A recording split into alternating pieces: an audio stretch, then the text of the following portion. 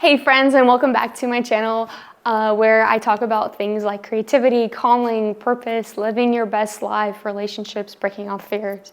I'm your host. My name is Manolo Metters, and today's episode is one I think everybody needs to hear. Whether you're an artist, a mom, a CEO, a student, or someone just trying to feel more alive in your everyday life, we are talking about how to tap into your creativity at any time, any place. And I want to start by saying this: you are creative and you were born that way. You don't have to be a painter or a musician or a designer to live a creative life. You just have to be open, and I'm going to help you get there today.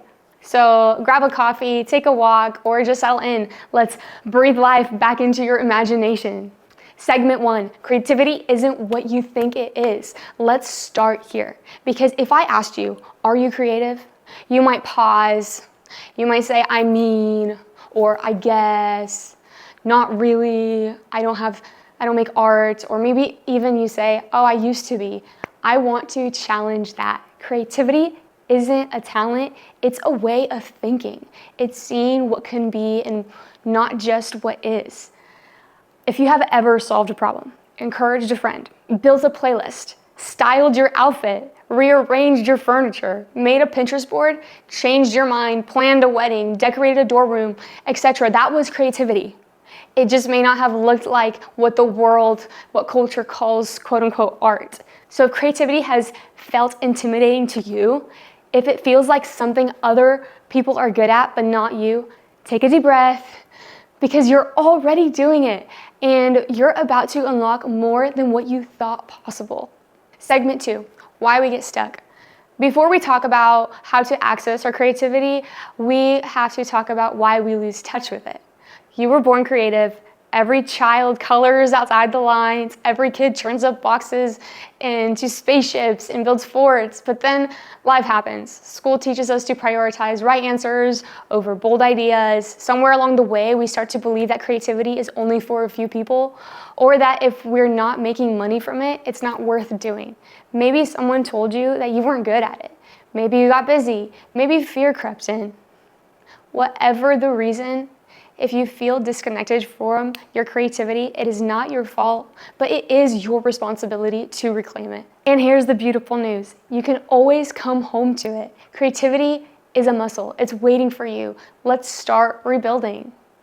Segment 3, clearing the noise. Creativity doesn't thrive in clutter. And I'm going to just talk about your desk or your room. I'm talking about mental clutter, scrolling, stress, perfectionism, the pressure to be productive 24/7. When our minds are constantly reacting, there is no space left for imagining. So here are a few tools that can help you clear the noise. Number 1, morning pages.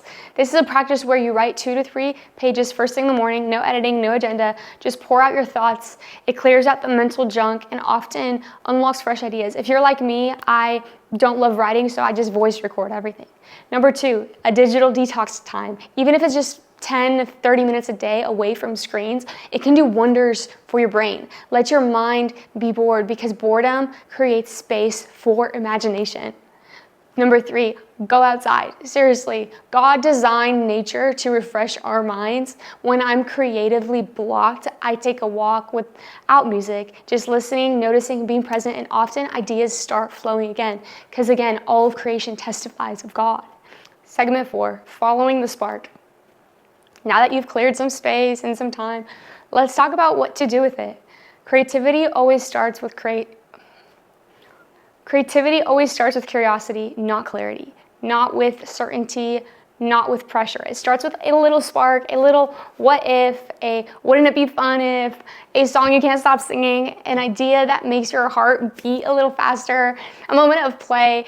Don't ignore those sparks. Here's a practice that I love. Every day, ask yourself, what am I curious about today? And just write it down. Don't filter it, don't try to monetize it, just follow it. If something keeps tugging at your heart, it's probably worth exploring, even if it makes no sense, even if it's just for joy. Because when you follow that spark, it leads you straight to your creative purpose. Segment 5, starting imperfectly. This is where most of us stop. We get the idea, we feel the nudge, but then the inner critic shows up. And questions like, what if this isn't good enough? What if people think it's weird? What if I fail? And so we don't start at all. But here's the truth. Creativity requires imperfection. There's no such thing as a perfect first draft. There's no masterpiece without a messy beginning.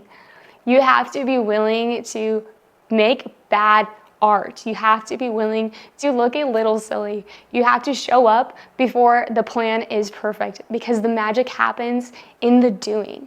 So whatever your spark is, writing, designing, singing, speaking, building, dreaming, do the first version badly. Give yourself permission to make something imperfect, and I promise you, beauty will begin to rise out of it. Have some grace. Segment 3 is make it a lifestyle. The goal here isn't just one creative burst, it's a creative lifestyle. That means you start to see the world differently. You walk through your day asking, what story is this moment telling? How can I make this more beautiful? What would happen if I tried this differently? All of those leading questions just make you think different, look different. Creativity is just not just something you do, but it is something you are. And that changes everything. Final thoughts, a creative benediction. So wherever you are today, whether you're deep in a creative rhythm or feeling completely disconnected from it, know this. You were created by a creator.